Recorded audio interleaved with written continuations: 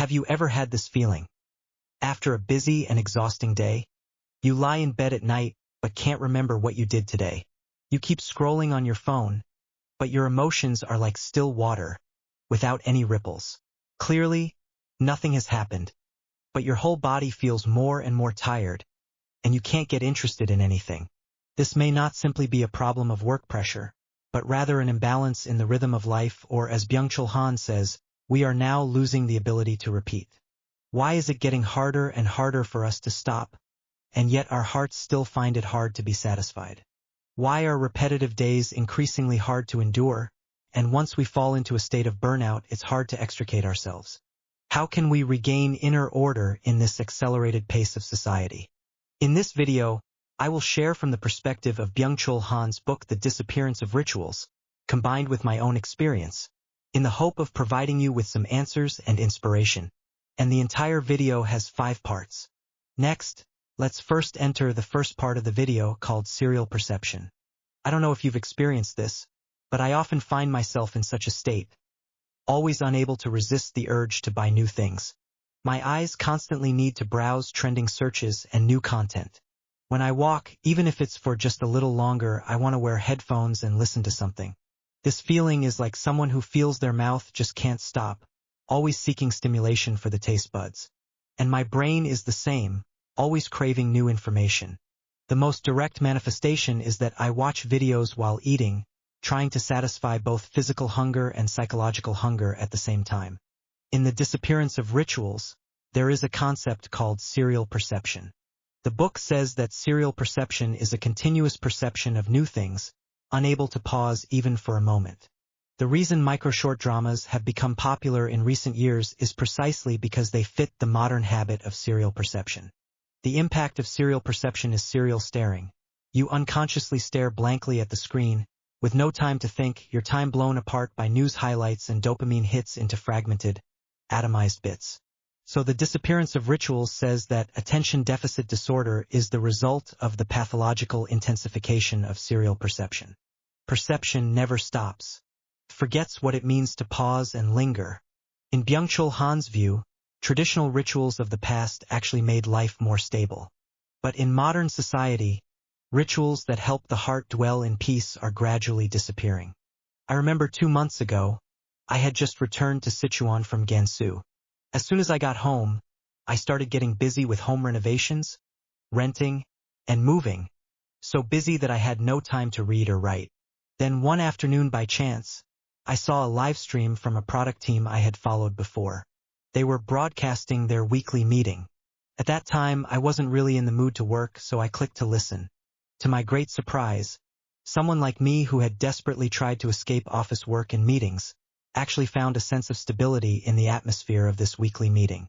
At that moment, I felt my workhorse bloodline had awakened. I actually started to miss the version of myself who attended weekly meetings at work. It was also at that moment that I realized, ever since I quit my job to do self-media at home, I had lost my rhythm of doing things. Whenever something happened at home, my own work rhythm would be unconsciously disrupted.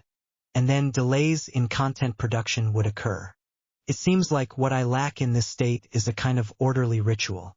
In Citadel, a novel by Antoine de Saint-Exupéry, ritual is described as something that exists in time, just as houses exist in space.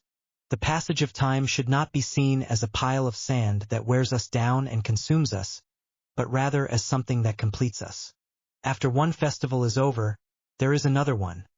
Just like in my childhood, walking from the meeting hall to the resting hall in my father's deep courtyard. Every step had a meaning. Traditional rituals made time inhabitable, allowing people to place their unease, anxiety, and fear. For example, people use funerals to place their grief and sorrow over a loved one's death. But Byung-Chul Han says that nowadays time lacks a solid structure. It dissolves into a series of present moments, constantly in a state of collapse, with nothing to support it. Time that is constantly collapsing cannot be inhabited. And I am willing to summarize this phenomenon as being temporally homeless. Therefore, the value of rituals is that they can construct a kind of order on the void of time, allowing us to place our emotions and feelings, thereby building the continuity of the self. Here, our emphasis on rituals is not to say that we should go back to the past era or convert to any religion, but that we need to seek a kind of deep inner continuity. For example, I spend 20 minutes every morning doing some free writing or have fixed times to read every day. Through some small, intentional, and regular rituals, I help myself escape the trap of serial perception. Recently, in order to maintain inner order, I try to set aside half an hour to an hour every day for immersive reading. My anxious heart has also quieted down because of this. At this point, you might ask, if repetitive rituals are really that good, why do we still resist daily repetition? Repetitive clocking in work, ordering taken, squeezing into buses and subways, going home and repetitively scrolling through our phones, repeating daily fatigue and exhaustion. On the surface, repetition is boredom and dullness. But here, I want to probe a deeper question. Why do we feel that repetition is boring? Could it be that we have misunderstood repetition? Let me first state my conclusion. False repetition is merely an abstract feeling we experience after outsourcing our lives to society, and we mistakenly think that this abstraction is the reality of life. Viewed abstractly, breathing is just inhaling and exhaling, inhaling and exhaling. It sounds repetitive. But if you think carefully, how could every moment we experience be exactly the same? Even the air you're breathing in at this moment, the molecules entering your respiratory tract, are different every second. So what is true repetition? Kierkegaard said, true repetition is remembering forward. What is remembering forward? My understanding is that the reason people feel repetition is because people have memory. Only by living with memory can one gain a sense of continuity. And through each actively repeated experience, one gradually builds a stable self, and then finds inner peace in the order of repetition. For example, in the American show The Big Bang Theory, whenever Sheldon suffers from sickness and pain, his mother always sings Soft Kitty to him. For Sheldon, such repetition is not dull, but a continuous construction of a sense of security. So remembering forward means continuing onward with meaning and a sense of self-continuity.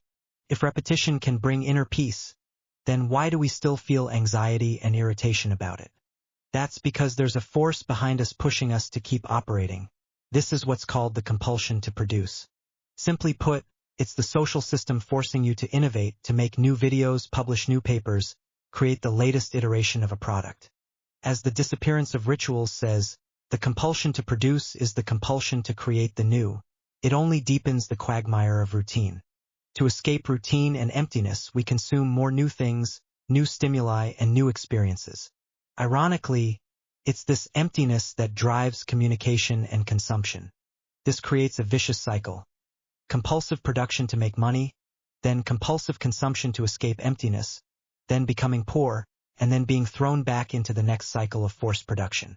So when someone suggests or demands that after work you must go home and read, study, and research a side hustle, and absolutely not scroll through your phone, you feel like throwing your phone straight into their face.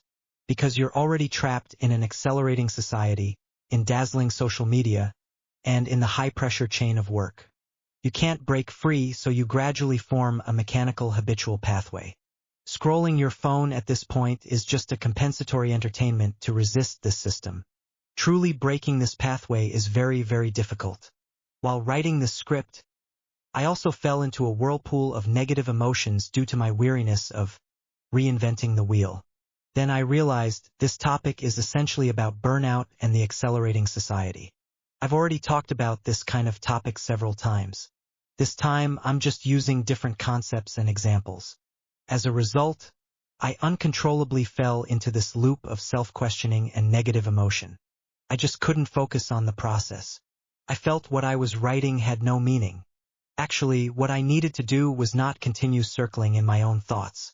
The way to break through usually comes from the perspective of the other. In Irvin Yalom's new book, A Matter of Death and Life, he shares the case of a woman who had developed a severe liver disease. During those few days in the hospital, she couldn't stop trembling and crying because she had fallen into overwhelming fear of death. Before her child came to visit her, she had been in this extreme emotional state for several consecutive days. But just before her child walked into the room, a nurse leaned down and whispered a sentence into her ear, and that sentence completely pulled her out of her fearful state. That sentence was, Be a role model for the children. She said that sentence made her think again of someone other than herself. It helped her see that she could still do something for her family, that she could set an example for them. If this woman had continued to pity herself, she would have sunk even deeper into self-blame and misery, constantly ruminating and mentally draining herself. On the contrary, when she began to consider the people around her and what she could do for others, she was able to escape the emotional whirlpool of the moment. Then who is the other that helped me break free from the emotional whirlpool of wheel-repeating negativity during creation? With this question in mind, I found the answer in an article by Cui Qinglong. He has been studying and practicing Kohut's self-psychology. For a topic like living a life with feedback, he needs to explain it tirelessly, repeating it from different perspectives and different experiential angles, until at some moment he becomes a kind of disturbance. The key here is not only what he says but also what kind of mood and state you, the reader, are in. If the timing is right, what he says may extend a path from your heart. As the saying goes, read a book 100 times, and its meaning will naturally reveal itself. The book remains the same, but your inner state is changing, until one day, a few sentences from that book stir you, and knock on the door of your heart. Han Meijia said that nowadays many forms of repetition, such as recitation, are no longer encouraged, because they are believed to suppress creativity and innovation. This is the ideology advocated by neoliberalism. Indeed, modern people place more emphasis on innovation and change, craving new transformations and new knowledge. But we also seem to have gradually forgotten the meaning of repetition. Without repeated reading, how would a path ever grow from the heart? And this path that grows from the heart precisely requires the mutual journey of both writer and reader. So who is this other? It is you who is watching this video and feeling something. When I figured this out, I regained the motivation to keep creating. Logically speaking, this should be the end of the talk.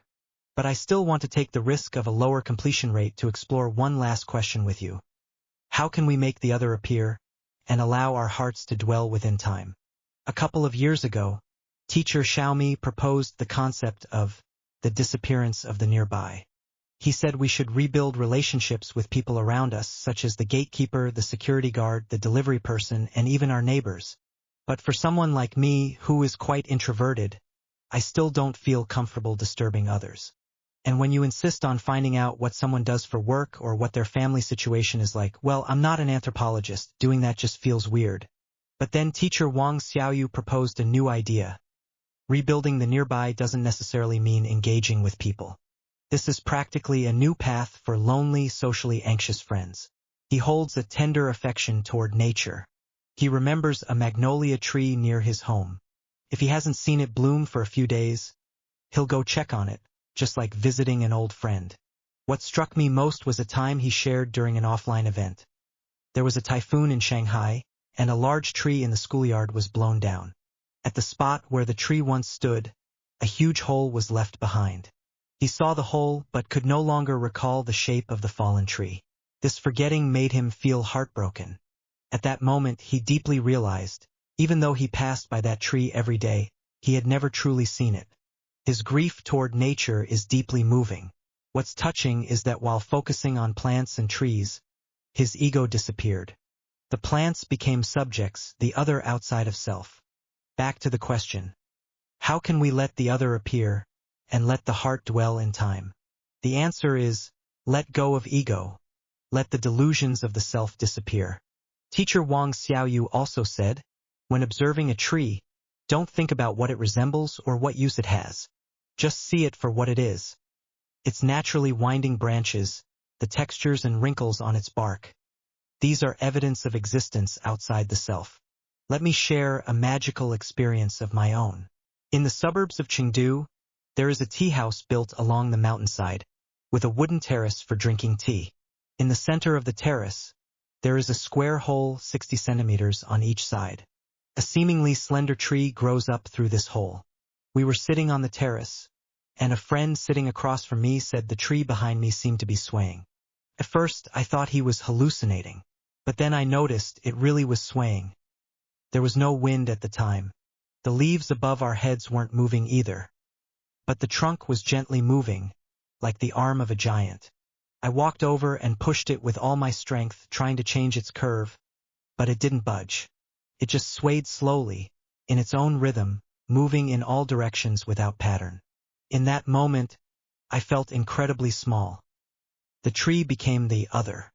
It didn't change at all in response to my full exertion. It had its own rhythm. Only when I let go of my obsession, hugged the tree, and looked down through the square hole in the terrace to its roots, letting my body move gently along with it. Only then did I feel a warm and calm sensation wrapping around my chest. This is a real experience of mine. I realized that once my obsession disappeared, my heart could gain a wondrous sense of peace. That previous obsession, believing that what I create must resonate with others, was actually an unnecessary attachment. When I let go of that attachment and accepted that the audience has their own rhythms and perspectives, I also acknowledged the existence of the other. At that moment, all my worries paused. That I know it's really hard to slow down in this era. But if I want to express and create more fully, I need to slow down myself, maybe even pause reading and writing. I need to first experience life, feel the presence of the other, then sort through my emotions, and catch those fleeting symbols and words in my mind like passing clouds.